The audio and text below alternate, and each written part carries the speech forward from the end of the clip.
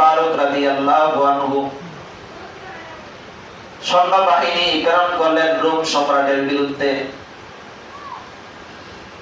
এই সৈন্যবাহিনীর প্রধান ছিলেন আব্দুল্লাহ ইবনে হুযায়ফা।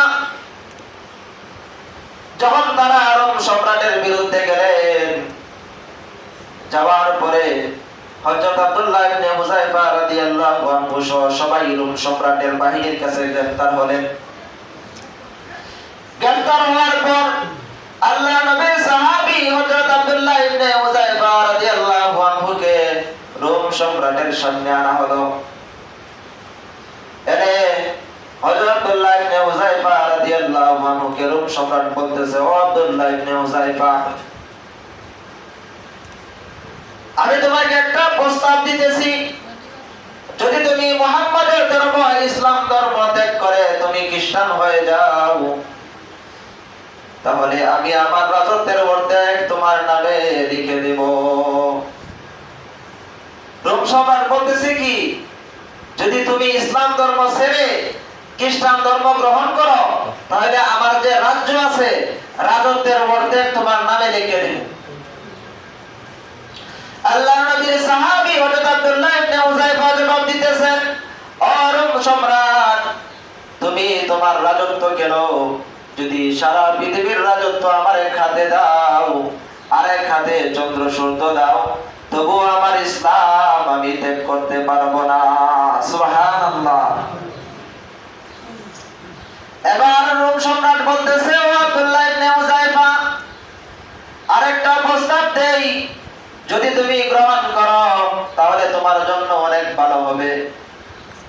দেখো, আমার একটা সুন্দরী মেয়ে আছে, আমি তোমার কাছে আমার সুন্দরী মেয়েকে বিবাহ দেব, আর আমি যদি মারা যাই তাহলে সারা দেশের মালিক তুমি হয়ে যাবে।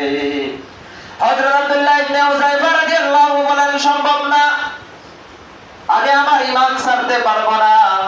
এখন রোম সম্রাট হযরত আব্দুল্লাহ ইবনে হুযায়ফা রাদিয়াল্লাহু আনহুকে বলতেছে, ও আব্দুল্লাহ ইবনে হুযায়ফা, তোমাকে এত অফার দেওয়া হলো, তুমি কোনোটাই গ্রহণ করলে না।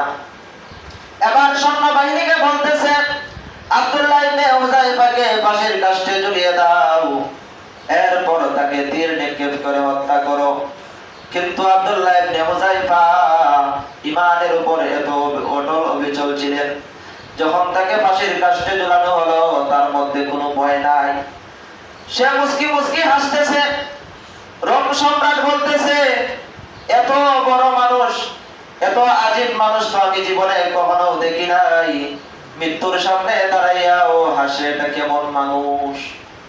রোম সম্রাট বলতেছে, মানুষ তো মৃত্যুর সময় যখন উপস্থিত হয় মানুষ কান্নাকাটি করে, তার মধ্যে ভয় থাকে, কিন্তু আব্দুল্লাহ ইবনে হুযায়ফা এই ভয়ের মধ্যে থেকেও মুস্কি মুস্কি হাসে, তার মধ্যে কোনো ভয় নাই, কারণ সে জানে আমি যদি মারা যাই, মারা যাওয়ার সাথে সাথে জান্নাত। সুবহানাল্লাহ। তখন তাকে ফাঁসির কাস্ট থেকে নামাইয়া বলতেছে, আব্দুল্লাহ ইবনে হুযায়ফা, তোমার সামনে আর একটা রাস্তা আছে, যদি তুমি ইসলাম না ছাড়ো তাহলে তোমাকে গরম পানির মধ্যে ফেলে হত্যা করা হবে। আব্দুল্লাহ ইবনে হুযায়ফা রাদিয়াল্লাহু আনহুকে গরম পানির সামনে উপস্থিত করাইয়া সঙ্গে সঙ্গে একজন সাহাবীকে হাত পা বেঁধে এই গরম পানির মধ্যে ছেড়ে দেয়। ছেড়ে দেওয়ার সাথে সাথে তার হাড্ডি থেকে গোশতগুলা খসে পড়ে যায়। এবার আব্দুল্লাহ ইবনে হুযায়ফাকে বলতেছে, ও আব্দুল্লাহ ইবনে হুযায়ফা, তুমি যদি ইসলাম ধর্ম না ছাড়ো তাহলে তোমারও একই অবস্থা হবে। হযরত আব্দুল্লাহ ইবনে হুযায়ফা এবার চোখ দিয়া পানি পড়তেছে। রোম সম্রাট মনে মনে ভাবতেছে, এবার আব্দুল্লাহ ইবনে হুযায়ফা তার মনের মধ্যে মৃত্যুর ভয় ঢুকেছে। এবার তাকে জিজ্ঞাসা করে, ও আব্দুল্লাহ ইবনে হুযায়ফা, তুমি কেন কাঁদতেছো? আব্দুল্লাহ ইবনে হুযায়ফা রাদিয়াল্লাহু আনহু জবাব দেয়, ও রোম সম্রাট, শোনো, আমার মাত্র আল্লাহ পাক রব্বুল আলামিন একটা জান দিয়েছেন, একটা প্রাণ দিয়েছেন। যদি আল্লাহ পাক রব্বুল আলামিন আমাকে 100 প্রাণ দিতেন তাহলে এভাবে আমি আল্লাহ পাক রব্বুল আলামিনের রাস্তায় বিলীন করে দিতাম। জোরে বলেন সুবহানাল্লাহ। উনি বলতেছেন, যদি আল্লাহ আমাকে 100 প্রাণ দিতেন, 100 প্রাণী আমি আল্লাহর রাস্তায় এভাবে বিলীন করে দিতাম। কেমন ছিলেন তারা? ঈমান তাদের কেমন ছিল? ঈমান তাদের কেমন শক্ত ছিল? ঈমানের পাওয়ার কেমন ছিল? যেই পাওয়ার সারা রাজত্ব ঈমানকে নিতে পারে না। এর নাম হলো ঈমান আনার পর ঈমানের উপর ইস্তেকামত থাকা, ঈমানের উপর অটল অবিচল থাকা, এর নাম হইছে ঈমান। যদি এভাবে ঈমান আনার পর ঈমানের উপর অটল অবিচল থাকতে পারে, তাহলে আল্লাহ পাক রব্বুল আলামিন বলতেছেন, তাতানাজ্জালু আলাইহিমুল মালাইকা, তাদেরকে আল্লাহ পাক রব্বুল আলামিনের পক্ষ থেকে ফেরেশতারা সুসংবাদ দিবে। তাদের কাছে ফেরেশতারা নাযিল হবে, ফেরেশতারা অবতীর্ণ হয়ে বলবে, লা তাখাফু ওয়া লা তাহজানু, ও আল্লাহর বান্দা তোমার কোনো ভয় নাই, তোমার কোনো চিন্তা নাই, আবশিরু বিল জান্নাহ, তোমরা জান্নাতের সুসংবাদ গ্রহণ করো। এখন কোন সময় সুসংবাদ দিবে? যখন তার মৃত্যুর সময় আসবে, যখন সে সাকরাতের অবস্থায় থাকবে, আজরাইল আলাইহিস সালাতু ওয়াস সালাম যখন জান নেওয়ার জন্য আসবেন, তখন আল্লাহর পক্ষ থেকে ফেরেশতা তার সামনে আসবে। ফেরেশতা এসে বলবে, ও আল্লাহর বান্দা, লা তাখাফু ওয়া লা তাহজানু, ও আল্লাহর বান্দা তোমার কোনো ভয় নাই, তোমার কোনো চিন্তা নাই, আবশিরু বিল জান্নাহ, তুমি জান্নাতের সুসংবাদ গ্রহণ করো। সুবহানাল্লাহ বলে। আবার কোন সময় ফেরেশতারা সুসংবাদ দিবে, ফেরেশতা নাযিল হবে যখন তাকে কবরের মধ্যে রাখা হবে। কবরের এমন একটা জায়গা, যেই জায়গার মধ্যে কোনো বন্ধু নাই, যেই জায়গার মধ্যে কোনো বাড়ি নাই, যেই জায়গার মধ্যে কোনো বাতি নাই। যখন তাকে একাকী রেখে মানুষ সবাই চলে আসবে, তখন আল্লাহর পক্ষ থেকে দুইজন ফেরেশতা আসবে। বিশ্বনবী রাহমাতুল লিল আলামিন বলেন, আতানি মালাকানে ফাইজলিসানিহি, আল্লাহর পক্ষ থেকে দুইজন ফেরেশতা আসবে এবং তাকে ধরে বসাইয়া প্রশ্ন করবে, মান রাব্বুকা, ও আল্লাহর বান্দা তোমার রব কে? 2 নাম্বার প্রশ্ন করবে, ও মা দীনুকা, তোমার দিন কি? 3 নাম্বার প্রশ্ন করবে, ওয়া মান হাযার রাজুলুল্লাযী বুইসা ফীকুম। 1 নাম্বার প্রশ্ন করবে তোমার রব কে?